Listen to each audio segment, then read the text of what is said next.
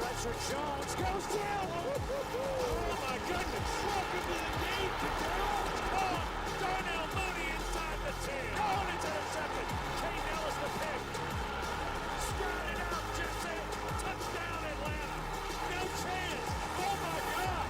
Oh my heavens. Back in April, the Falcons had the 15th overall pick. They, of course, chose Jalen Walker. Well, they traded back into the first round. They got James Pierce Jr. with a 26th overall pick, but that trade came with a price. They gave 3 picks away to none other than the Los Angeles Rams, including the 2026 first-round pick. Now, the Falcons they have 2 wins stacked up, looking for their third tonight against the Los Angeles Rams, to hopefully bring that draft stock down just a little bit more. Thank you guys for joining us for the Falcons pregame show presented by Ticketmaster. Taylor Vismor, Derek Rackley, and I know the draft is far away and we have so much to talk about until then, but that was a monumental kind of trade for Raheem Morris and this front office staff. Yeah, it was a move where I think they caught everybody by surprise, right? Not so much the Jalen Walker pick, but it was the move to get back in. Like, I was one of those guys that thought that they were going to move down, get some more draft capital, get some more draft assets, and they were like, no, we going the other way. We going back into the first round. Yes, making moves like that ends up coming at a price, but you're hoping that it pays off, and I think statistically, you look at it, what James Pierce Jr. has done by getting back into the first round, as of right now, it looks like it's paid off. So sometimes you just have to look at it and say, well, maybe your first rounder next year ended up happening this year, and you got a lot of production out of him. Yeah, it was interesting. Earlier in the week, Raheem Morris spoke on that, and he was like, look, if he was in the draft this year, the 2026, we probably would have still taken him in our first round. So it's been interesting to see what James Pierce has been able to do. But look, guys, it's the holiday season, right? It still is. Christmas was last week, going into the new year. I know a lot of people don't work during the last 2 weeks of the year. We do. But how was your Christmas? Well, Christmas was great. You know, when you get older and you have kids, like I have 2 teenage girls, it turns into like more about them, Correct. right? But I do have 2 Christmas gifts on me tonight. One of them is here, is my shirt that's underneath. I'm not going to start unzipping or anything like that. Okay. That's weird. The other one is my shoes, and I'm definitely not going to try to fling one of those up on the desk because that would be like an outtake of me flipping over the back of this director's chair. You've done it once already this year, though. I had more room. Okay, gotcha. I can't do it. Like I'm going to break something. It's either going to be a chair or my hamstring, so I'm not going to do it. But they're very comfortable. Let's not and say that we did. How about you? I got a Dyson Airwrap. You got a who? Dyson Airwrap. Dyson. The girls that they know. If you know, you know. And it's Is that a vacuum? kind of for your hair. It makes your hair look lovely. The Dyson Airwrap. Yes, and they're very nice. They're top shelf. They're fabulous. She was all excited about her gift, and I was like, what is that? No, it's the best. The people at home that know, and they're like, wow, that was a really great gift. Who got you that? So it was a good gift, and I didn't use it today. I'm still figuring it out. Okay. But maybe next week I'll have my Dyson hair. So you have to like warm up to this gift. Like you have to learn it, or Yes, because it's like a hair dryer, but it curls your hair while you hair So dry. is it one of those that could be a disaster if you don't do it correctly? No, I think like because it's nice. These videos where like girls end up doing things to their hair. No, I don't think it's like that. All right, we're getting a little bit off here now. It's the holiday season. It is the holiday season. You got a shirt and some shoes. I got a Dyson Airwrap. But a fun tradition that the Falcons do each and every holiday season is they take their rookies to the Children's Healthcare of Atlanta to sing some Christmas carols to some of the patients. 1, a 2, a 1, 2, 3. Jingle bell, jingle bell, jingle bell rock.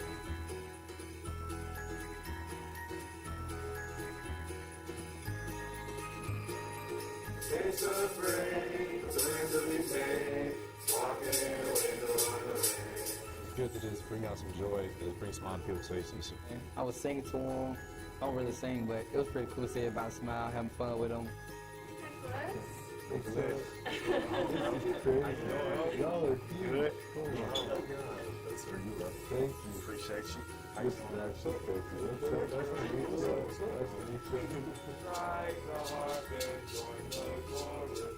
People look at us on the football field and see it just with a helmet on, but just, being outside and helping out the community.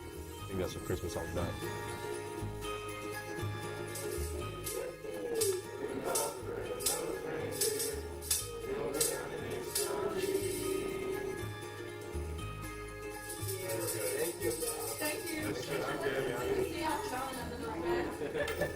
Merry Christmas, Gabby.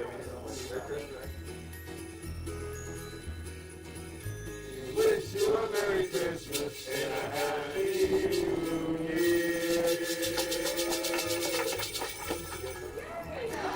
Okay, so during the draft process, there's like these whole workloads on the players that are in the draft. And for Jalen Walker, one of the interesting facts that he had was that he can sing.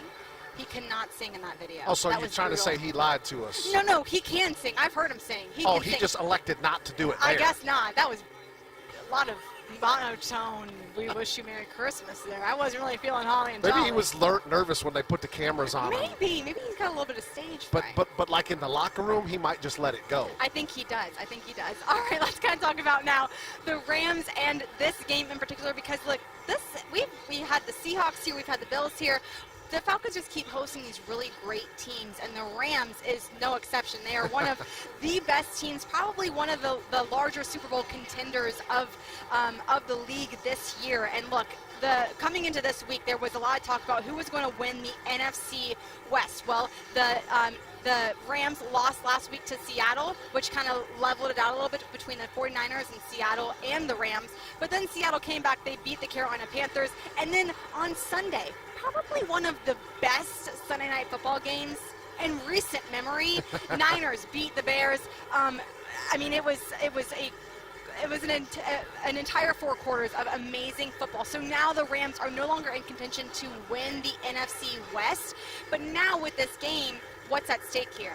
It's seeding for them. They're either going to be the 5th seed in the playoffs or the 6th seed. So why is this game important for the Falcons tonight? Well, it's important because if you look at the standings, this is a Rams team that's 11-4. And to me, this is a Falcons team that's looking to get into that position. Like, you want to be December, you want to be late in the season, you want to be 2 weeks to go, and you're 11-4, and you really want to be in position to where you have a chance to not only win your division, but also get the #1 overall seed. You kind of summed it up really well, Taylor, but that was the case 10 days ago. The Rams were in the driver's seat to get the #1 overall seed, but a loss to Seattle. And then, of course, the games that happened this weekend inside the division, and all of a sudden, Rams hadn't played a game, and they can't even get the #1 overall seed anymore. So that's just how the NFL works sometimes. And the Falcons got the NFC West on the schedule, and they ended up playing 3 teams that have 3 of the best records in the National Football League. So what is at stake tonight? To me, it's trying to measure yourself up against one of the better teams in the National Football League, one of the better quarterbacks. We'll talk about Matthew Stafford in a little bit, an MVP candidate, and arguably one of the best play callers in the National Football League, and Sean McVay, also their head coach. You want to see how you stack up against the league's best each and every week. Kind of squandered an opportunity against Seattle a couple of weeks ago. Now you welcome in another really talented team. Yeah, what's really interesting is during media earlier in the week, Raheem Morris said we're kind of trying to build this team similar to how the Rams have built their team. And we'll talk about that a little bit later in the show. But, I mean, when you look at the standings of the NFC West, I mean, look at the top 3 teams. 12-3, 12-3, 11-4. I mean, those are 13-3, excuse me. Those are impressive teams, all 3 of which are going to hopefully, for themselves, make a longer run in the playoffs. And then when you look at the NFC South, it's a totally different story. Yeah. So, I mean, I know that the Falcons are out of playoffs right now, but looking kind of towards next year, how do you find yourself in that mix going into next year with the 1 and the 2 seed of the NFC South? Yeah, sometimes you look at a team like the Rams and you say, okay, 11-4. And by the way, I went back and looked at the Rams' 4 losses this year. All of them were within 1 score. Yeah. One game was 7 points. The rest of them were 3-3-1. Okay, so every game was within 1 score. They lost their 4 losses by an average of 3.5 points per game. So they're in every single game. They can score a ton of points. Again, so what is the recipe to beat a team like the Rams or like the 49ers or the Seahawks, teams that we have played this year? Really good quarterback play, talented young players. We know the Rams have Puka Nacua. We know Seattle's got Jackson Smith and Jigba. Talented young defensive players, pass rushers. We'll get to that as well. And the other thing that was interesting is Rams plus 12 in the turnover margin. Matthew Stafford has thrown 519 passes this year and 5 interceptions.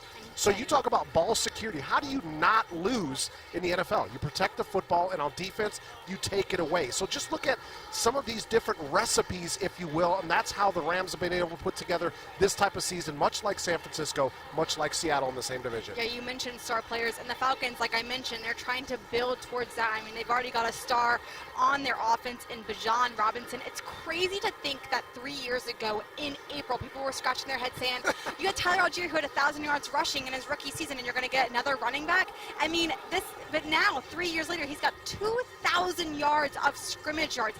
Insane for a third-year guy to have that many scrimmage yards. Just insane. What has Bijan Robinson meant to not only this offense, but the team as a whole? Yeah, he has been the guy that you're in the NFL, in every level of football, you're looking for consistency. Well, what does that mean? What does that look like? Well, that's each and every week you know what you're going to get. Now, I'm not going to just talk about Bijan Robinson, but I would say each and every week you're going to get consistent style of play when it comes to third downs. Not necessarily saying you're going to be 70% every week, but you're going to be somewhere in that 40 to 50%. You're going to be consistent when it comes to penalties. You're going to be consistent in whether or not you're a running team or you're a passing team. You're going to be consistent in how you play defense, not making the big mistake. I think the one thing that we've seen from Bijan Robinson is his performance each and every week is consistent. And it's not always dominating people on the ground. It's not always dominating through the air. Sometimes it's doing a little bit of both. But, you know, every single week that we come and watch him play, Taylor, we know he's going to make people miss. He's going to break ankles. He's going to break tackles. He's going to get out in open space. And he's got deceptive speed that people aren't really catching up to him. And all of a sudden you look up explosive plays, well over 100 scrimmage yards, and continuing to put Atlanta's offense in position to score points. Let me ask you this as a former player, because I don't know that when people hear 2,000 scrimmage yards, people aren't really like, wow, that's awesome. How hard is it to get 2,000 scrimmage yards in one season alone? It's so difficult because it takes a special body type, right? Because you got to be able to, yes, it's happened with guys running the football for over 2,000 yards, but that's ultra rare, right? But to have a guy that can do it out of the backfield, that has the hands of a wide receiver, that has the vision of a wide receiver, but then he also does it as a runner with the football in his hands. And then it's also the health side of it, right? Because when you're trying to do so much, when you're on the field for so many plays, that's when guys can get worn down. As we've seen with Bijan Robinson, he takes tremendous care of his body. You could say the same thing about Christian McCaffrey. You could say the same thing about Devon Achane. These are the guys that have got the ability to do it, but it's not like the guys that can catch the ball out of the backfield is not a given. Like, I've played with plenty of running backs where their hands are a little suspect. They can run the rock. They can run people over, but you throw it to them out of the backfield, it's somewhat of an adventure. That is not the case with Bijan Robinson. I think it's an adventure. It's a fun adventure. Like, let's see how far this can go. I don't think it's like a scary adventure. Right. I think it's a fun adventure. But speaking, you said ultra rare. To be able to do this stuff is ultra rare, and he is in rare air. He joins just 3 other guys in NFL history who have hit 2,000 scrimmage yards or more before the age of 24. And look at these names. These are not just big names. They're legends in the game. What kind of rare air is Bijan Robinson living in just 3 years in the league? Yeah, anytime that you're sitting right next to Barry Sanders, and I'll just say that I don't want to take anything away from Christian McCaffrey because he's still playing, and Clinton Portis obviously did some great things. He was playing in the same era that I was, but when you get mentioned alongside Barry Sanders in a lot of the similarities, like the shake, the elusiveness, that's what Barry Sanders did. His ability to make people miss because his feet were so good. That's why Bijan Robinson, I think it's perfect that he's sitting right next to him. But 68 scrimmage yards away tonight, and he passes Christian McCaffrey for the most scrimmage yards by a player under the age of 24. And it's like he's one of these guys, Taylor, and I'll give you an example. I had the Ravens and Packers game on Saturday night. You read up on a guy like Derrick Henry, and it's like page after page after page of accomplishments, right? Robinson's only in his 3rd year, and he's getting to the point to where it's page after page of things that he has already done in his career. And then just scary to think that if he stays healthy, What is that going to look like when he's in his 10th year, his 12th year? That's what's hard for me not to think about. Yeah, it's always fun watching when we have these longer weekends, right? So we got to watch all the games yesterday and on Saturday and Christmas and et cetera, et cetera. They always run these promos for the primetime games, and of course they ran the promo for the Rams Falcons game tonight, and they always show your star player. So of course for the Rams it was Matthew Stafford, which we'll get to here in a minute. But for the Falcons, it's always Bijan. It's never the quarterback or the wide receivers.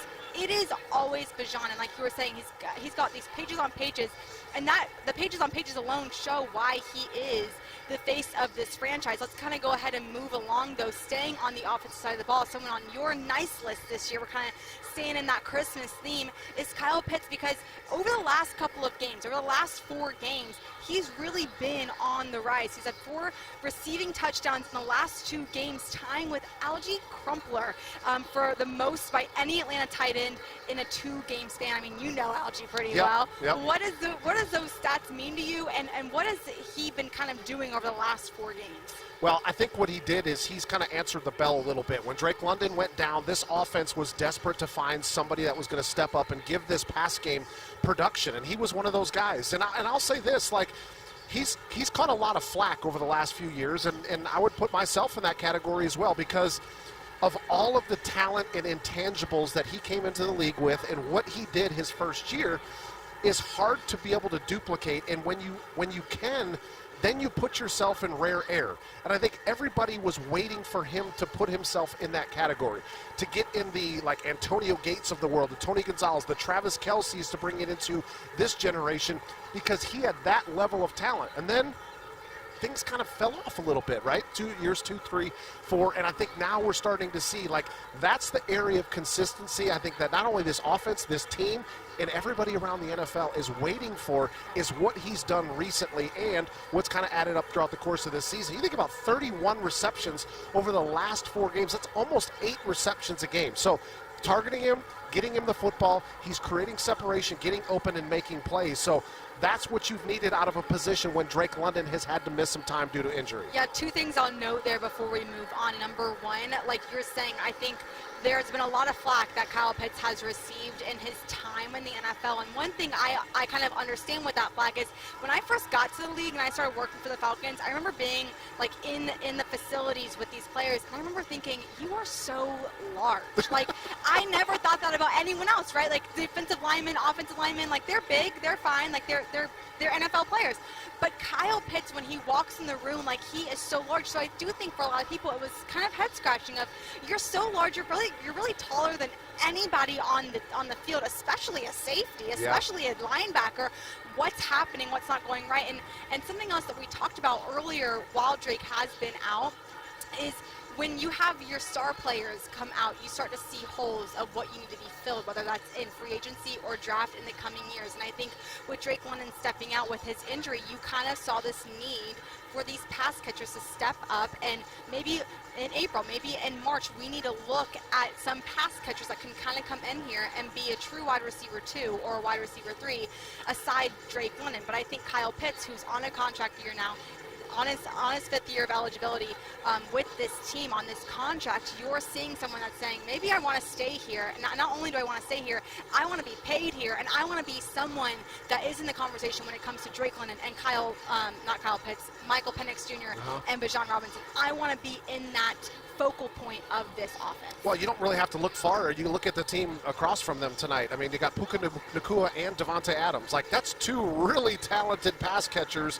that it's really hard for a defense to defend, because they can both beat you. Even though Nakua's got all the yards, Adams has all the touchdowns. Now, Adams not going to play in the game tonight. He's been out the last couple of games, but that's what has made this offense so scary, is the way Matthew Stafford's been playing, their run game, and 2 really talented receivers, and how do you defend that?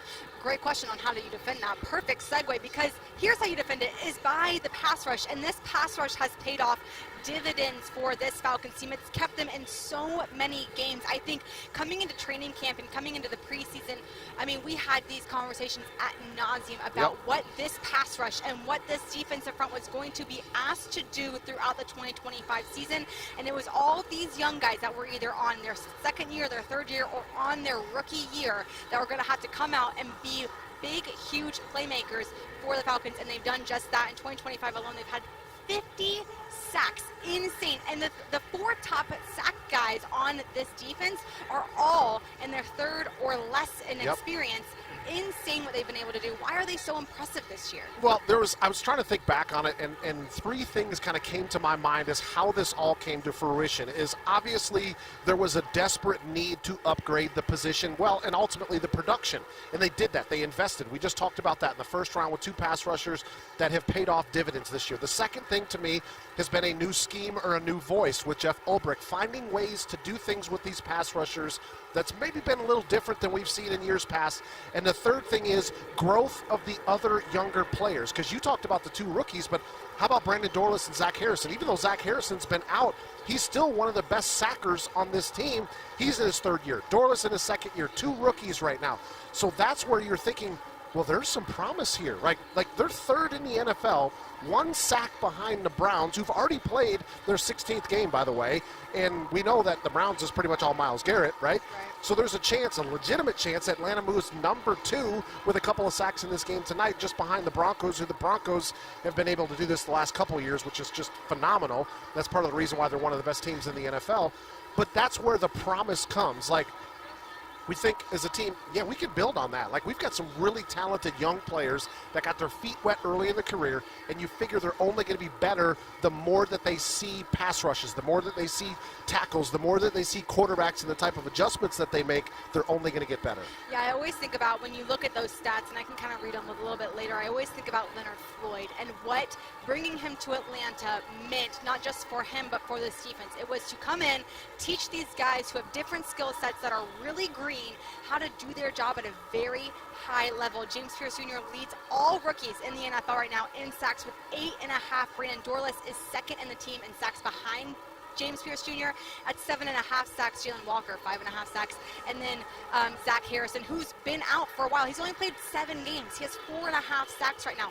These younger guys, I mean, like you said, when Jeff Ulbrich came in here, he brought a new voice. I think the very first thing he said in his introductory press conference, we're going to attack the quarterback. We are going to get after him. That's not something I want to do. That's a promise. And they have done that in just 1 year alone. The question is, can they sustain it? And moving forward, what is their ceiling? Yeah, I mean, this is a team where obviously you want to be able to keep this young nucleus together, and you got some guys that are still on their rookie contracts, so they're likely not going anywhere anytime soon. And yes, the one kind of unpredictable thing is you got to keep them healthy, and you never know when somebody's going to end up going down with an injury. It's almost like knock on wood, don't want any of that to happen, but it's just nature of the beast in the NFL, and then it's just continued growth. So that's just one phase of it, right? And we talked about Drake London and what he's done, Kyle Pitts and what he's done. We know about the quarterback position, the fact that Michael Penix ended up getting hurt, but there's just so many different elements that you have to put together in order to not only win your division, but to have an 11-4 or 13-2 type season and get yourself not only in the playoffs one time, but consistently. That's the goal, Taylor, is not to just get to the playoffs one time. It's like you want to be year after year after year. You want to be living in the postseason. You want to be in the playoffs before the season even starts, of like in those preseason conversations of who's going to be in the playoffs. You want to be in those conversations year in, year out, and whether it's week 18 or if you're in May at OTAs, you want to be in those conversations. And the team that is in those conversations and that has been are the Rams. Let's kind of talk about this team and the naughty list that you've kind of made up. And that starts, of course, with Matthew Stafford, who, I mean, he's got to be one of the oldest, one of the most veteran players in the league right now, and he's making an MVP run. Why has he been so good for them this year? 37 years old, 17th year in the National Football League, and look at these numbers that he's thrown up. The most impressive one to me is the 5 interceptions. I mean, the fact that he has done this with the amount of passes, 519 passes this year, and he's thrown just 5 interceptions. So to me, that's accuracy. That's decision-making. That's how many times through the season do you see a ball get tipped and somebody gets an interception, right? Sometimes it's just bad luck turns into 1 or 2 or 3 of them per year. But the way he's protected the football, right? But they've had run game, which has helped out Matthew Stafford. They've had 2 really good wide receivers, which has helped out Matthew Stafford. They've had a pretty good defense, but they've scored points. They're also one of the best red zone teams as far as scoring touchdowns in the National Football League. A lot of that goes on the shoulders of Matthew Stafford. You need talent, and I think most people would tell you in the NFL he's got some of the best arm talent still, even at his age right now. And I talked about it earlier. He's got one of the most innovative play callers in the league in Sean McVay, finding ways to get his wide receivers open and allowing Matthew Stafford to use his tools, because even though he's aging, he still has plenty of tools. And I think we're seeing with the numbers and the fact that he is the MVP favorite right now, that his game is not going downhill at all. No, and I mentioned this to you before the show. I actually did some research because I was like, I mean, how old is he? 36, 37 years old? So how long has this been? Is this just a new thing that he's gotten with the Rams? I feel like after he was traded from Detroit to LA, everyone started to really scream about Matthew Stafford and how great he was. And I was like, is this an LA thing or is this a Matthew Stafford thing? I went back and looked. He's been with the Rams for 5 seasons. He has a 65.7% completion rate. He's had 18,000 yards or a little bit more, 135 touchdowns, and 49 interceptions. I want you to listen to this, though. The last 5 seasons that he had with the Lions, his completion rate was 65.2%. He had 19+ thousand yards, 119 touchdowns, and 46 interceptions. I mean, they're almost the exact same in a 10-year span. What kind of code has Matthew Stafford seemingly cracked that everyone else in the NFL is kind of scratching their heads as to how to get to where he is? Yeah, I mean, he's a special player because, you know, in the NFL you generally get 32 starting quarterbacks, right? But to me, that segments out really quickly. Like, I always feel like there's about 5 quarterbacks in the NFL that are truly, truly next level. And then there's another 5 to 7 for me that are like legitimate starters and they're difference makers, but maybe haven't done it in the postseason or they haven't done it year after year after year. And then to me, quite frankly, there's quite a drop-off, right? Even that second half of the National Football League is either a lot of inconsistent play, it's younger players, it's like rookies that either were just drafted or their second year, and you're kind of waiting to see what they're going to be. Like, I'd put a Drake May in that conversation. Like, up until this year, we didn't think that Drake May was going to have the type of season. This is his second year. Like, the Patriots were terrible last year, right? But now he's quickly finding his way up that list. Now you got to do it year after year. The difference is Matthew Stafford has done this year after year after year. And even when he first came to L.A., it was with Cooper Kupp, and then Cooper Kupp ended up They ended up adding this guy named Puka Nacua over on the left, and he just turned out to be one of the studs of the National Football League. And then he decided, you know what, that's not enough. We need to bring Devontae Adams, who's already got himself into a first-ballot Hall of Fame discussion, and he ends up having 14 touchdowns this year.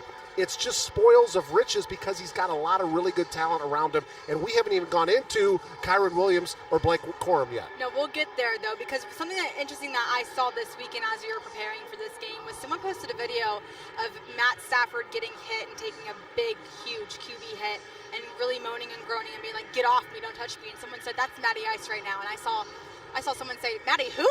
That's not Matty Ice. There's only one Matty Ice, and he lives in Atlanta. But I think when you look at those two Matty Ices, if you want to call them that, they both had very long careers with a lot of success.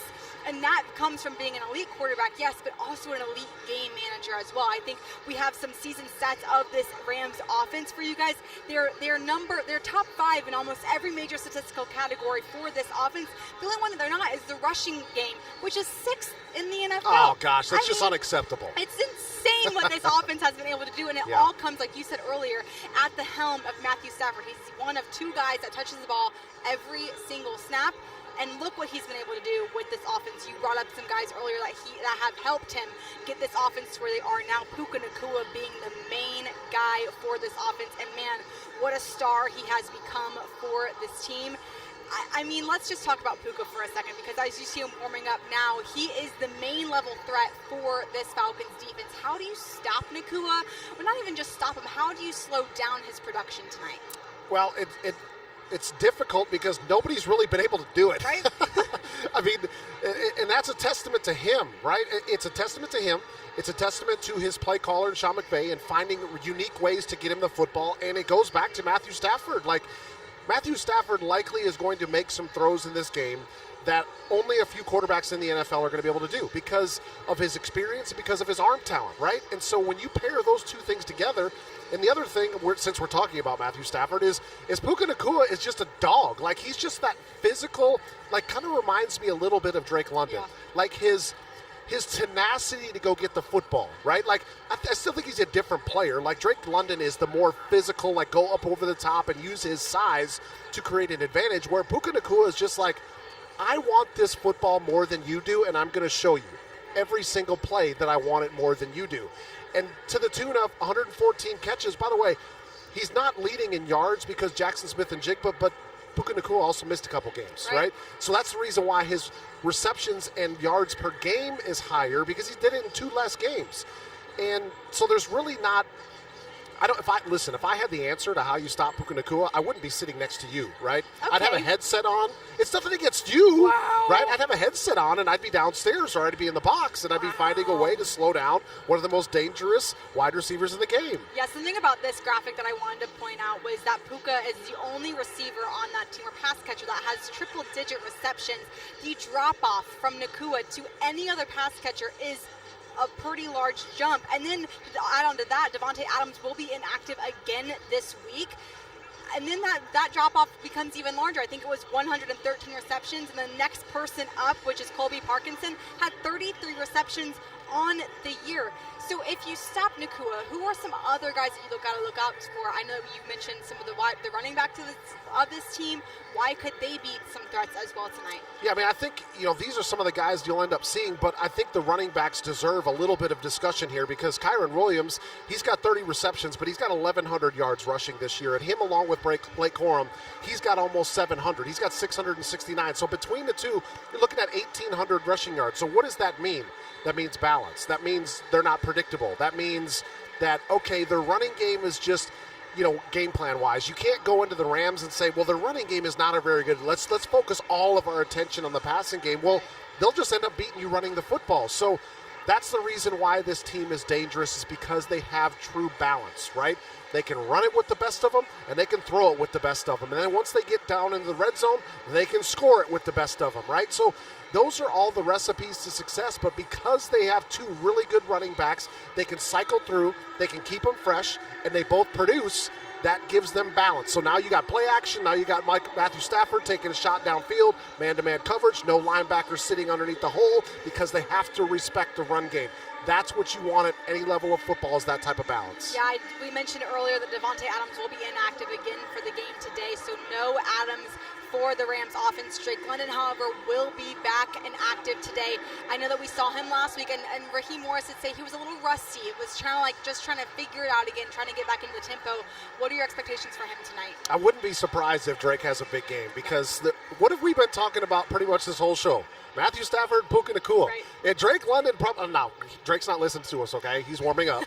But he's probably like, listen, don't forget about me. Like, I was the one that was kind of beasting people throughout the course of this season up until he ended up getting hurt. And, yeah, he was a little bit rusty last week, maybe getting that game under his belt, getting his conditioning back to him a little bit.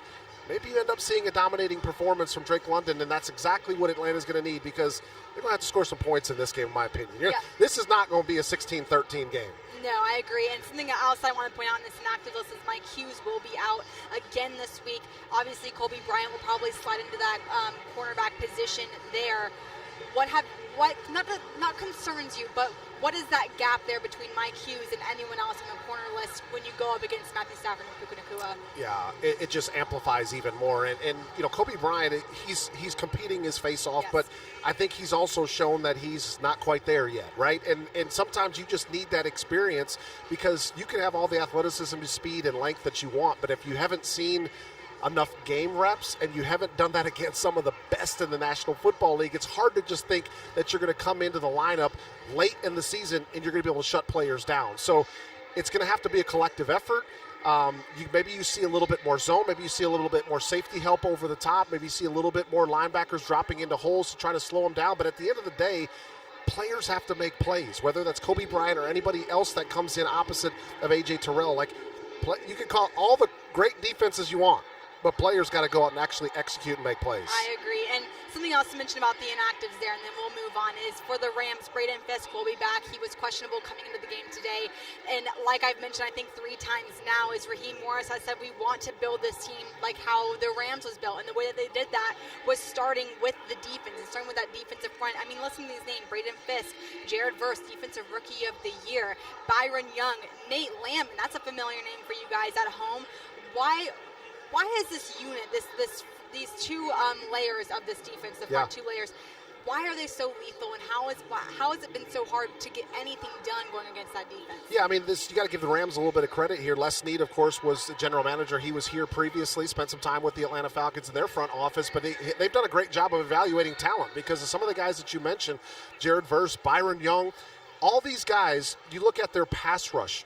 Byron Young, Jared Verse, Kobe Turner, Braden Fisk, Josiah Stewart, they are all third year or less in the National Football League. They're all in the prime of their career, really talented, and a lot of these guys were brought in because they're pass rushers. They're athletic, and they find ways to get to the quarterback. So, to your point, you look at what Atlanta did in the first round last year. They went out and got young pass rushers. Same thing that the Rams have been doing, and that's what they're trying to build this defense around. Now, when you look at the Rams, like their defense overall is good. It's not great. It's 16th in the NFL in their total defense. Atlanta's 14th overall, but they've been good enough to be able to get pressure on the quarterback, keep points off the board somewhat, but they've got just truly a next-level offense. Yeah, truly next level. So let's go ahead and get to the keys to the game presented by Wells Fargo to see how the Falcons can get a win over the Rams tonight. What is your first key to the game? We always talk about rise up here in Atlanta, right? And so if there was a game that the defense needed to rise up, here you go. And not like they haven't played San Francisco already and Seattle already, but the defense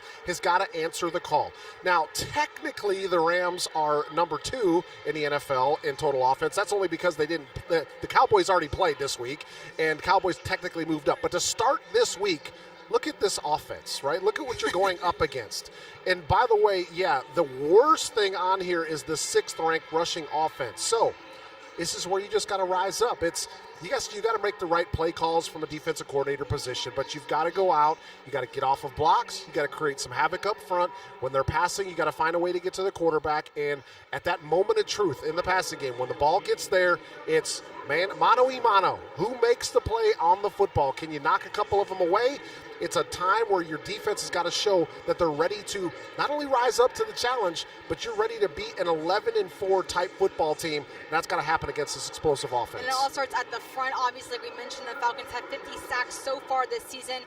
They will tie the record at 55 if they get 5 or more tonight or in the next 2 weeks. If they hit 56, they will break the record from the 1997 team who had 55 sacks. So let's see if they can stack some sacks tonight. What is your second key of the game?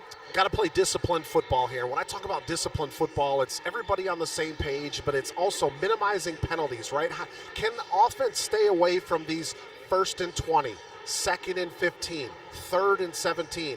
I don't care what offense you are, those are extremely difficult to overcome. So penalties is the thing that comes to mind. Turnovers, talked about it early in the show. How about Rams plus 12 in a turnover margin? They've been protecting it on offense, but they've been taking it away on defense. Atlanta just plus 1 in the turnover margin.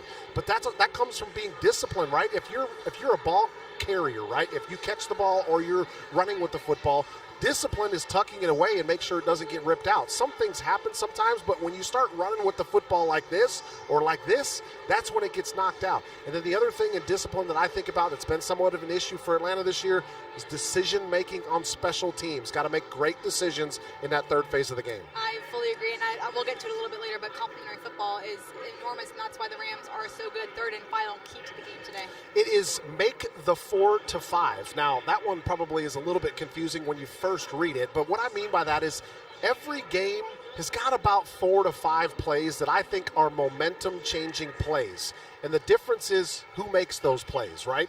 Does it happen in the first quarter? Does it happen on the final drive? Does it happen right before halftime? Doesn't matter when it does. But when those 4 to 5 plays come, maybe it's a deep shot down the field early in the game for Matthew Stafford going to Puka Nacua, does the defense make the play or do they give up the 45-yard reception, right? So when those plays come, does Atlanta make them and that swings the momentum in their favor? Or do they miss the opportunity and the Rams take advantage of it? You got to find a way to make those 4 to 5 really, really pivotal plays. Yeah, I'm not going to lie, you guys. He sends the keys earlier in the week, and when you sent the 4 to 5, I was like, 4 to 5? That's not 9 to 5. That's not Dolly Parton. Hopefully he's not talking about 4th down. This is not fun. 4th and 5? What are we talking about? I was very confused, but that makes so much more sense, and he sent me the notes later, which did make sense. But time now for my preference. I only have 2 more preferences of the year. I'm very sad. I know. All right, here's my preference. It's simple. Just complimentary football. I know that he kind of talked about earlier with making good decisions on special teams, getting those big momentum shifters on defense and on offense as well. But it really matters to play complementary football all the time, yes, but especially against a team like the Rams. Because, look, they do play complementary football. They have, yes, an amazing offense, and they also have a good enough defense, but they also have great special teams that come in, get the job done, and they go home. If you want to even compete with these guys tonight, you have got to play well on all three sides of the ball and play complementary football tonight. So that is one of my last two preferences of the year. You know, since you hyped it up in the second to the last week, you know your next one, you better kill it. Like, you better start thinking about it now. You guys, speaking of next week, the game will be at 1 o'clock Eastern time against the Saints here in Mercedes-Benz Stadium for our final show of season 3. Can you believe we've done this for 3 seasons now? It has. Have we gotten better or gotten worse? You guys let us know. Actually, don't let us know. Time flies when you're... I'm not going to sing like James Pierce. That's 3 times. Jalen Walker, 3 times this year. Sorry. That Rackley has. I need to make a little mini reel of him. We're running out of time. We are running out of time. Yeah. We will see you next week. Maybe back if we here had more time. at Mercedes-Benz Stadium as the Falcons take on the Saints for the last week of the regular season at 1 p.m. We will see you next week, guys. Bye.